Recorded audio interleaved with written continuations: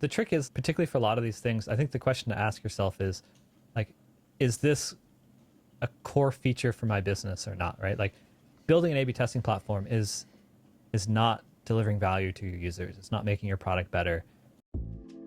Hey, and welcome to this episode of Build versus Buy, a 30-minute conversation with product and engineering leaders about situations during their career where they've had to decide whether to build or buy. If you'd like to be a guest, reach out to me at Mang-Git@useanvil.com. That's MANGGIT@useanvil.com. If you enjoyed this podcast, please like and subscribe on YouTube or leave us a rating/review on Apple Podcasts or Spotify. Enjoy this episode. Okay, cool. Hello, and welcome back to another episode of the Build vs. Buy podcast. I'm your host, Mang-Git, co-founder and CEO of Anvil, the fastest way to build software for documents. And today, as my guest, I have Graham McNicoll. He is the co-founder and CEO of GrowthBook, and previously was the VP of Eng and Product, as well as CTO at education.com. Thanks for being on the show today. Thanks for having me. Yeah, so we always like to start with just a little bit of background about yourself, about GrowthBook. It looks like a very interesting company, but I'll let you make the pitch instead of having me butcher it. So why don't you go ahead and share a little bit about yourself and the company? Hey everybody. So GrowthBook is an open source A/B testing and feature flagging platform. And the genesis behind it was really my experience at my last company, education.com. So my background is actually in physics, and I did some physics research. And one of the things that you learn in physics very quickly is like you can't give a number without giving error bars, right? You have to kind of justify a lot more than just the result, but like the uncertainty about the result and like things like that. So coming from that kind of very rigorous data world to a world of like product where, you know, PM will say, yeah, this new feature lifted revenue by 5%. And you're just like, did it really? Like, how did you get that number? You just make it up? Like, or like, what's the uncertainty behind it? And it was just like very jarring contrasts from like sort of the lack of rigor. And you can kind of understand that, right? Because you have to kind of move fast and make your best guesses. But I think that's a little bit too extreme. So that's sort of the context behind, you know, how we started looking into building GrowthBook. We eventually, like, if you're not familiar with education.com, it's actually one of the largest edtech sites in the US, like by usage. And because of that, we had enormous volumes of traffic. And we were tracking all of that to a data warehouse. And we were like, well, let's run some A/B tests on this. Like, we already have the data. Like, how hard could that be? Yeah. So we did kind of look around at the market, sort of different decisions, and ended up building our own platform there. And like, you weren't just like, looking backwards. Yeah, we already had, like, we had users coming to the site. We had all the events tracking. We could kind of follow them through the site. We follow them through their funnel, what they did, like any purchases. And so all of that kind of event data and conversion data was already existing. So all we really need to do A/B testing with that is just do a randomization part, right? So we just have to randomly assign you to a variant and then record that somewhere, and then basically all the other events we can then just roll back up to that original exposure event. The GrowthBook, probably, or something you built internally to do all this testing. It was pretty bad. Yeah, I think there's a certain like hubris that we had. Sort of, maybe a lot of engineers have it, but it's sort of like, well, how hard could that be? And it turns out it's very hard. We probably spent like 3 years building this thing on and off, you know, internally, and yeah, I don't know if I would do it again, but at the time, I totally agree. I think there's a lot of, it's very easy to get the first version, the MVP out, but like to build something that scales with your needs over time, that's the hard part. That's the part that requires like good product strategy and product thinking and laying a good foundation for something. Whereas I think saying, hey, I'm just going to build a flag here and build a flag there, and pretty soon your code base is just littered with flags. You don't know there's no system to it, right? Yeah, I think the maintenance of these systems is, you know, very underestimated, the amount of cost involved. And then, you know, like we speak to a lot of customers, and sometimes they'll, like, you know, maybe they re-architected to some different platform, you know, going from like Python to Next.js or something like that, and now all of their A/B testing and internal tooling like broke. and they realize they have to just re-architect the entire thing, and that they're like, oh no, like we had another tool, they just have a different SDK and you just drop it in, right? And Yeah. so there's sort of switching costs there. So GrowthBook is open source. So did you just start working on this project after you like left Yeah, education.com, or was this a outgrowth of education.com? no, so well, education.com during the pandemic did actually very well. It Who would was have one of the thought? surprising. Yeah, it's like the Yeah. entire market shifted to needing supplemental education materials, and so we suddenly found ourselves with an enormous amount of traffic. Mm-hmm. Um, I think the traffic went up 400%, revenue went up 700%, and we were like, "Oh, that's pretty cool." But unfortunately, it didn't protect us from like the environment of Yeah. nerves, and so we ended up there was big rounds of layoffs. So the company was acquired in 2019, Mm-hmm. so the parent company, yeah, did some layoffs there. So and there were kind of like two problems we were trying to solve when we were like one, my co-founder and I, who we've been working together for, at the time we were working together for like 9 years. Now we've been working together for 13 or 14. But we realized that every company, when they reached a certain scale, tends to build an A/B testing platform in-house. Mm.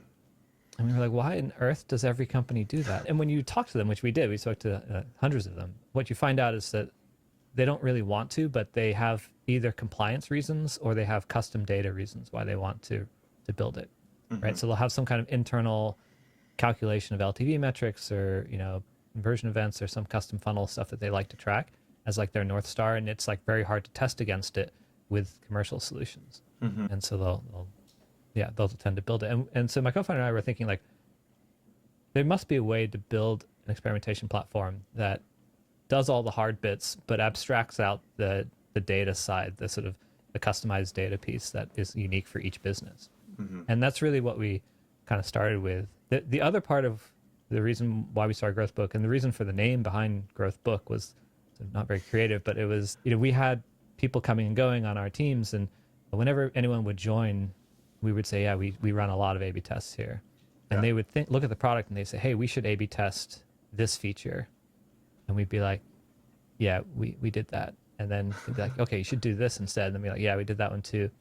And there was no great way to document all the tests that were run and all the results that were run and all the learnings that you developed over time. It tended to be that sort of tribal knowledge or institutional knowledge that just walked out the door when people left. And so we wanted to build a system that had holistically captured the context around experimentation and the learnings behind it, and like physically give you a book of what things led to your growth. And that was part of the original idea as well. Fascinating. So that's in a lot of ways, it's almost like it's not just the A/B testing, but it's a time series of data around your A/B testing, and you can actually see the results from A/B tests that were run on features in the past that may or may not exist anymore because of the A/B test result, right? So, yeah, in Yeah, a lot that's of right. ways, you don't commit the same mistake twice if you look at the book.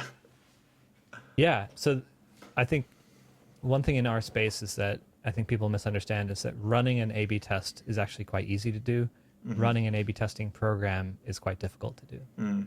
And so, you can run a few tests here and there and that's fine. But like, if you want to do what we would call experimentation driven development, where like the result of like your agile process, whatever process you're using, is a feature that is tested against some objective set of criteria to see if it ships or does not ship, that is hard to do well. And one of the things you have to do there is sort of, have a good way to learn from past experiments. And when you do that, and some of the big companies, like your sort of Microsofts and Googles of the world are running tens of thousands, if not hundreds of thousands of simultaneous experiments. And in those contexts, like the company that learns faster tends to win. And if you can capture those learnings and then share them widely with your team so that the next time you come up with a new project you want to build, you're already applying your best principles that you've tested. You can save yourself a lot of time, and it like improves the baseline of like what your features are building are. Yeah, so it's a whole lot of like context around that is very difficult to to get across to people. They think, oh, just run an A/B test. Yeah, it's super easy, and you're running one or two, and Yeah. it's a different matter to run 10,000. Interesting. So, I guess like just kind of going down that train of thought a little bit, right? Like if you have this like corpus of information from past experiments, you know, I guess it's really easy to fall into the thinking of, oh, we did that before, we shouldn't do it again. And a lot of times, especially in startup land, right, people have tried building XYZ, and then somebody else comes along and tries building XYZ, and then they maybe succeed, right? I think that there's a trope which is like every entrepreneur has tried to build a budgeting app in their past or something like that, right? It's like these common things that everybody's like, oh yeah, I should build something for that, and everybody's been told not to do it. How do you? One I've seen is text to SQL. Yeah, but now we have AI, so it'll be easy, right? Yeah. So I guess like to that point and to that end, like how do you think about the validity of past experiments in a modern or in a current world, in the current context? Is there a thought process around that, or it's more like go evaluate the data? Yeah, it definitely requires human intervention there. And so one of the things that we built into GrowthBook is the ability to like record screen captures and like screenshots of what it is you're actually testing. And that kind of context is usually like surprisingly, like we've literally spoke to hundreds of companies at doing experimentation at very high scale. And when you ask them like how do you document what it is that you or your experiments that you run, you kind of get these blank stares. And like oftentimes you'll get like we use Google Docs or like a some sort of Google form that you have to fill out. And so what happens is like when you want to run an A/B test, you have to go search this massive Google Doc to see like has someone run this before. And like so you just do like Control F and hope.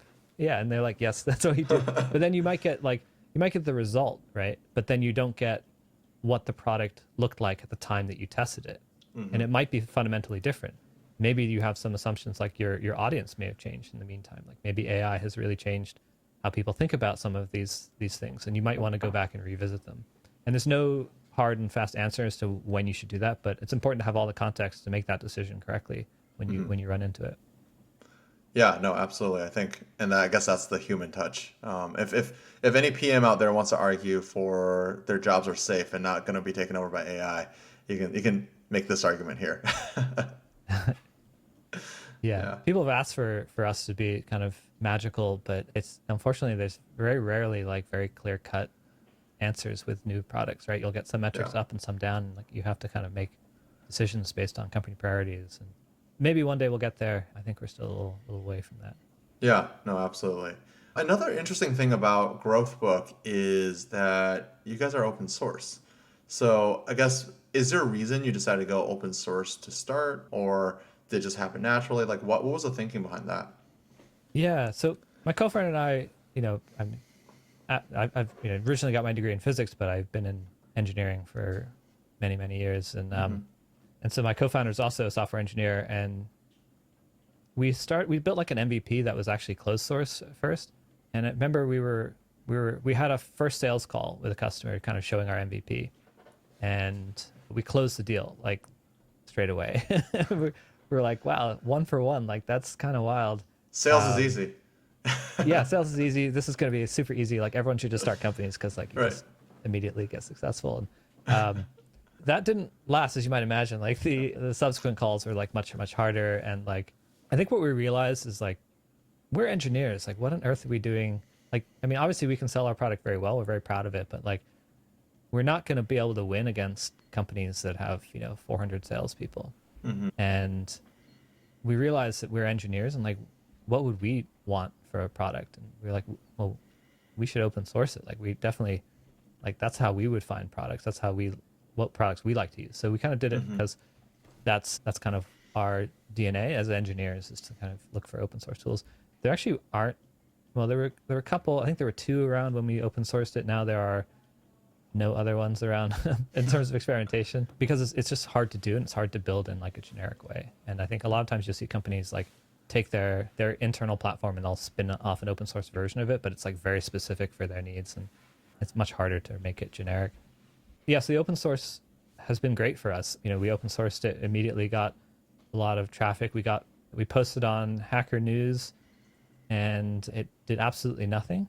And then we met, I think it was like a week later, 2 weeks later, we met with someone else, and we were actually thinking of pivoting, and we showed them the original product, and they thought it was so cool. They sort of completely unprompted later after the meeting just posted about it on Hacker News as well. Like literally the same headline, like open source A/B testing, and it just like blew up and stuck on the homepage of Hacker News for like 2 days, and got us into Y Combinator, and kind of just things kind of really took off from there. So I think open sourcing was probably the best decision that we made as a company. Nice. I'll just say every time I feel like I post or anybody from our company posts to Hacker News, it gets taken down or flagged for something. I'm like, I don't know how to play this game. Obviously, it seems fickle. Yeah, no, I feel like, I guess like my question here would really be like, do you feel like the open source model like benefits your go-to-market motion, especially? Yeah. So twofold answer there. Yes, it absolutely does, because it lowers the barrier to entry, and you get access to a whole class of users that like are just not going to take like cold sales. And so with our product, like you can try it in like 2 minutes, right? You can spin it up as a Docker container and just get started. And we spent a long time making that as easy as possible. So for that, like, we grew very rapidly. We're one of the most popular A/B testing tools out of any of the tools because of like that install base there. The trick comes if you're trying to run a successful company, like you need to be able to monetize it. Yeah. And that gets harder to do. And in fact, you end up competing with yourself because your open source tool will cannibalize some of the people who may have wanted to pay for it. So that requires some careful thinking and balance on that front. Yeah, interesting. You can't make the open source version too good. You got to make the hosted version easier, right? Yeah, we like to think of it we think that the tools, like most companies that get to this level of sophistication, self-build. Yeah. And those tools are actually like really sophisticated. They're very, very good. And they allow you to run at a scale of tests that commercial solutions previously would never let you do, or it'd just be like cost prohibitive. And we feel that like fundamentally these tools should be available to companies at a much smaller scale and much smaller size. So we intentionally put our like the tools that are available in open source are like, it's very feature complete. Like you can completely run a very sophisticated experimentation program with our open source tool. And so what we do is when we try to add like the paid features, we try to align it with like the companies that have the pockets to be able to pay for it. So we are trying to like make a tool that does good in the world that really helps companies do experimentation better. And when you have the bigger teams and you need to do permissions and stuff like that, then maybe you can pay us for it. Yeah, I mean, I feel like there's a company that I'm familiar with, the co-founder, WorkOS, right? Like it's like exactly those kinds of features, like SSO, it's like user permissioning, all that stuff that a large company would absolutely pay big dollars for, but it doesn't really add any value to the actual product you're building, right? Like GrowthBook isn't a better A/B testing tool because you have SSO. It's more of a compliance thing. Yeah. Yeah, and we get a lot of crap from this SSO tax, and people hate paying for it. But at some point, we have to pay for our engineers building this product, right? Yeah. Right. So do you guys get a lot of contributors to the product today, or is it mostly maintained by you and your team still? Yeah, it's mostly maintained internally. We do have a pretty large open source community using the product, and when they contribute, it's usually finding bugs and less so on the engineering side. I think part of that's because the actual platform itself is very complex and requires a lot of context to kind of understand how everything goes together. Where we do see more outside contribution is on the SDK side. So we've kind of published a specification of how the SDKs work. So for context there, like the SDKs ingest a payload, a JSON object that kind of defines how an experiment or a feature flag should run, sort of what targeting groups to apply it to, and like how to do the randomization there in a deterministic way so that it's the same across all SDKs. So we've kind of published that specification, and people will make ones for various esoteric languages because they want it to work. And it's a lot easier to make the SDK and then plug it into GrowthBook than it is to build your own. Yeah. Awesome. So I would love to talk a little bit more about actually the go-to-market motion, the sales motion when you do go to sell, right? Like I think GrowthBook is the classic example of a product that somebody that's evaluating it would be like, often deciding whether they're going to build it or buy it, right? And obviously, if they go with GrowthBook, they're buying. But I would love to maybe explore what that conversation looks like when you do approach a prospect and say, hey, maybe they found GrowthBook, they're playing around with it. Maybe it's a cold prospect, but like, what's the thought process that they have, and what is your approach to helping them get over the activation energy required to use GrowthBook? Yeah. It is a complex question. I think unfortunately, there's no kind of one answer to that works for most of our customers. Some people, like we did work very hard to make the open source version very easy to get started. Like the time to value is as low as we could do. I think it's about 30 seconds. You can actually set up end to end in about 4 minutes if you want to, with a data source and everything. So that was kind of one aspect of how we kind of worked on that build versus buy, to try to show you, like, if you start building it, how long is that going to take you? Yeah. Months or a year? Like, we've spoken to teams. There's one very large financial company, I won't name them, but they've been working on their A/B testing platform for like 6 years. Yeah. And I think they had a team of like 4 people on it, and they hadn't even launched anything.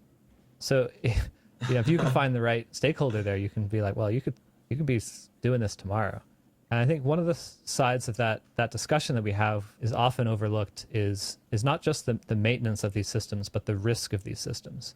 Mm-hmm. So if you're making product decisions based on the statistics and the results of an experiment that you run, so you run an experiment, you get a result back, it says it's negative, you might roll it back and not ship that feature, or vice versa. If you find a bug in your statistics at some point later on down the road, like, you just invalidated every decision that you made with that platform.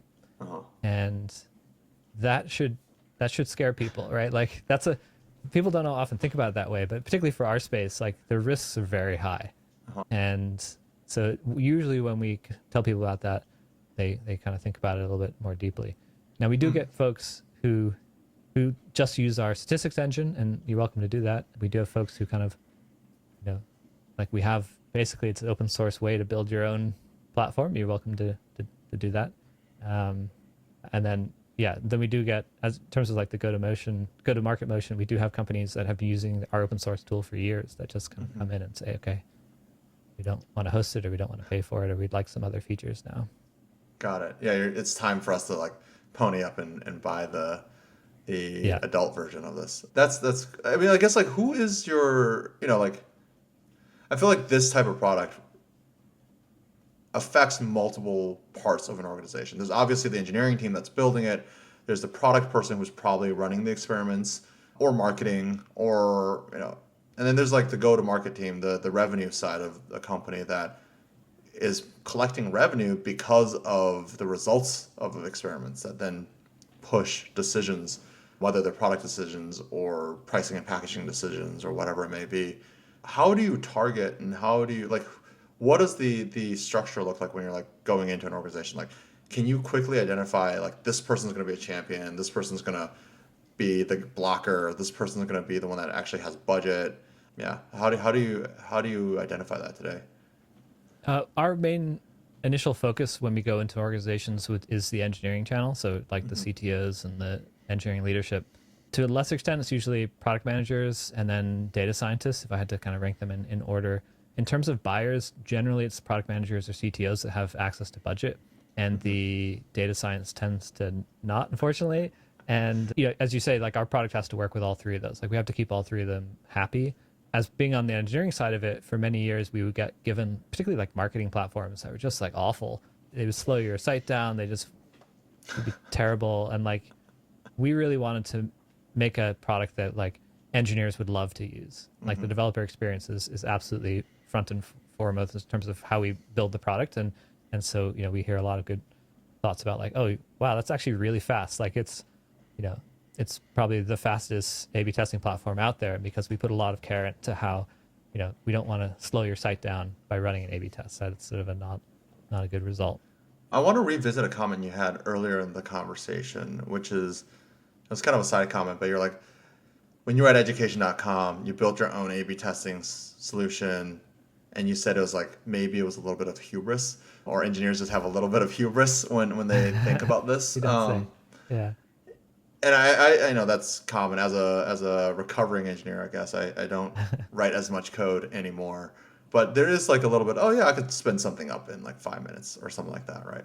Yeah. I would love to unpack that decision making process within an organization, right? Like you mentioned that a lot of organizations at any level of scale often end up building their own A/B testing solution, and they're sophisticated and they're great, but they're kind of like one trick ponies. It's great for them. But like I would love to just kind of understand the decision tree that, you know, more often than not ends up on the side of like, oh, we built this like rickety complex system that does handle a lot of stuff, but it's only works for us. Like how does that decision get made? And kind of like your thoughts on that. Yeah. So particularly for education.com, we were a very large site, but in terms of like revenue per user, we were actually like very low. And since most of the commercial solutions, generally they were aimed, at least at the time, they were aimed at marketing teams, like optimizing funnels, things like that. There were a few products that could go a little bit deeper into your data, but yes, I'd say there were like two main factors. One, cost, right? Like these tools at our scale would get really expensive. We actually modeled it out. I think it was going to be like a third of all our revenue would go to the A/B testing platform. And we are like, that's just silly. Like we're just not going to do that. So there was kind of some costs there, and I don't know if you compared it with engineering salaries, if we were able to predict that at all. It may not have been so bad, but like I don't. It's very hard to make those calculations accurately because predicting the ongoing costs is just hard. The other side of this was on compliance. So we were an ed tech company, and we had to be careful with student data, and we couldn't just send it to everywhere. So we could anonymize it and then send it on, but that's, at that point we're already kind of building a custom solution to kind of work with this platform. Yeah, and then the final one was just the data side. So we had our own internal metrics of like, we realized there were certain characteristics that users could do that would make them, much more important and valuable for us. And so if your A/B testing system is just optimizing for like clicks or some other event, like that may not include, say, customer service costs or refunds later that happen. And so we wanted like a more holistic view of what was happening in these A/B test results that we just couldn't get with these systems. And so all those factors kind of led us to build it ourselves. Yeah. Interesting. Yeah, no, I feel like you mentioned the ongoing cost. That feels like the unknown unknown, right? It's like you can guess what it could be, but like it's you never end up really knowing. And a lot of times on the hubris front, I think my present company included, is that when you're starting off as an engineer and building things, you kind of you show your value by building something, and you think of it as like, oh yeah, it's not that much work, and it's only with the benefit of time that you know how painful it is being the only person that then has to go back and fix all those things when they inevitably do break.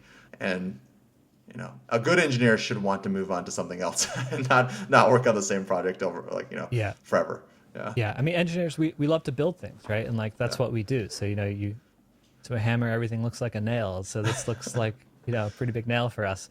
The trick is, particularly for a lot of these things, I think the question to ask yourself is like, is this a core feature for my business or not, right? Like building an A/B testing platform is not delivering value to your users. It's not making your product better, right? So like to the extent that you can buy those kinds of tools and then focus your efforts on things that you're very skilled at, that you have domain expertise, that you can build a better ed tech product, like that will make you more successful than spending forever building your own tool in-house. It might be great, but it's effort that's not put to kind of making your business better. No, absolutely. I noticed on the GrowthBook's website that you list Dropbox as one of your customers.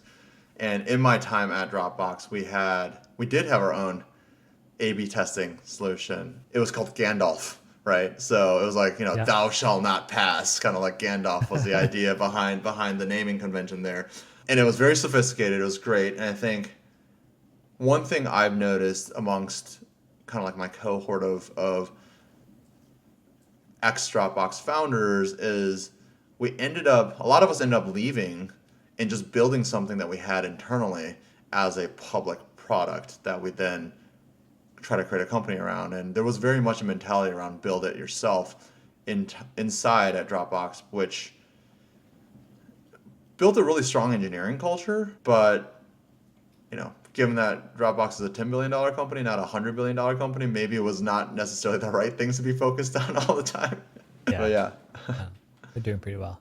they're doing pretty well. But it's like, I think the expectation for a long time was like, oh, it'll be like Facebook scale or something, and just didn't get there. Cool. I mean, I would love to just like, kind of like in retrospect, like thinking through your time at education.com, building the A/B testing, like, would you say that that was the right decision to kind of like build the A/B testing internally, or maybe go find an outside solution, or maybe it didn't exist, maybe the outside solution didn't exist? Yeah, it didn't exist at the time, and it wasn't like we did exhaustive effort looking. Like we weren't trying to build this. We were trying to find a way to get better data analytics, be more data focused, but not bankrupt the company in doing Yeah. so. And running our own data warehouse was the kind of the best way for us to do the BI tooling.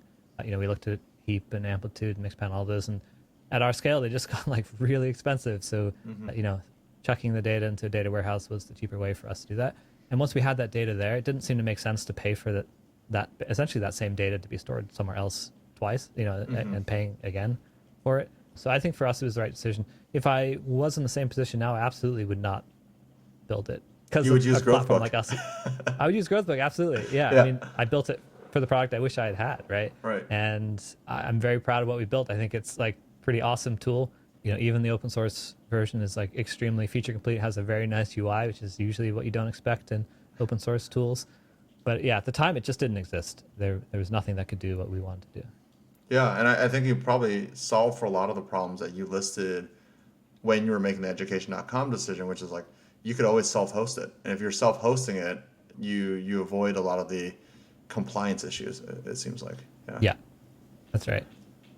Cool. Well, fascinating. Definitely everybody should go check out GrowthBook. I am interested in playing around with it now too, because like right now we're full transparency, Anvil is definitely in the, hey, we'll just throw a flag in on it kind of situation. And it's not so much for A/B testing, but it's more for like gating features. And sometimes I go sell a deal and I'm like, cool, yeah, you can have access to all these features. I'm like, wait, which flags do I need to turn on? And I got to go read all the documentation. So having a way to do that would be really helpful. We always like to wrap up these conversations with a couple of like fun questions. And so the first thing that I would like to ask you is, like, let the listenership know like something that you've been working on that you're excited about. It can be anything, it could be personal or professional, but yeah, like something that you're personally finding a lot of joy and interest in. It's interesting. One of the things that we just built is a product called WebLens, WebLens.ai, that uses AI to try to suggest ways that you can improve your site, particularly website. And if you're a GrowthBook customer, you can literally click a button and have it running an A/B test in seconds. And that's very cool because it's sort of the intersection of AI and sort of A/B testing, which is not sort of a particularly obvious intersection there.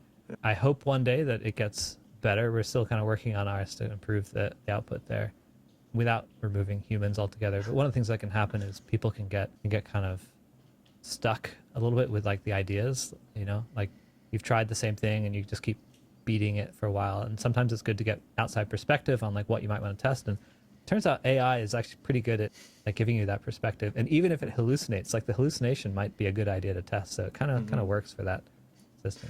At least it could be hilarious, right, when it hallucinates. Yeah. So wait, help me understand this a little bit more. You said WebLens.ai. So it runs A/B tests on your website for you. Does it just like change the content when somebody visits, or? So it can. It sort of suggests hypothesis that you might want to test. So it'll say like, oh, this headline is confusing. Like maybe you want to try simplifying it. Here's some alternative ones you might want to test. And you can click a button and it will load that payload into GrowthBook and run it as a test, or you can just use it as a way to get inspiration about what to try next. Oh, nice. So you could actually immediately start testing. Can you use it to, like, I guess, target specific customers that land on your page? Like if you have some sense that this is a revisiting customer or a marketer, not an engineer, can that do that kind of targeting? So the way the GrowthBook works, the targeting is entirely customizable. So if you know that about your user, you can target to that. some of the, like, if they're a revisit, some of that data may not load in time. If you can cookie them, yeah, great, you'll know that data. But if it's something you have to go look it up somewhere else, you don't really want to be waiting for that information to load, for the test to load. It's sort of too late at that point. So it can do that if that information is available at build or render time. Got it. Nice. That's really interesting. I'll definitely check that out as well. WebLens.ai. And then last question that we always wrap up with is share one product that you've recently either loved or would never buy again. Can be any kind of product. We have yet to have somebody mention something that they have not loved, because this is going to be syndicated everywhere. So typically people say something that they really enjoy. I think Cursor AI is a lot of fun. I don't know if you've played with it. I think integrating AI into like the IDE experience is pretty impressive, and having it be able to, like, in just a few sentences, be able to build an entire application or MVP of an application is like really impressive and a lot of fun. I feel like half the advantage of using like a Copilot and some of these tools is like the speed advantages are offset by the fact that I stare at the code like, oh my, it's so amazing, like, it's so cool, for so long. But yeah, it's really impressive, and that's very cool. I'll have to think about ones that I wouldn't buy again. We can save those for when we stop recording. Yeah. Awesome. Well, Graham, thank you so much for taking the time to speak with me today. It was great learning about your experience at education.com, how it led to GrowthBook, some of the decisions and the decision tree that were made when building it internally at GrowthBook at education.com, and then leading to the founding of GrowthBook. It was a pleasure having you on the show today. Yeah, thanks so much for having me. Thank you. And cut. Thank you for listening. If you found this show valuable, you can subscribe to the show on Apple Podcasts, Spotify, or here on YouTube. We'd love if you could leave us a rating and/or a review, as that helps others find this podcast. See you next time.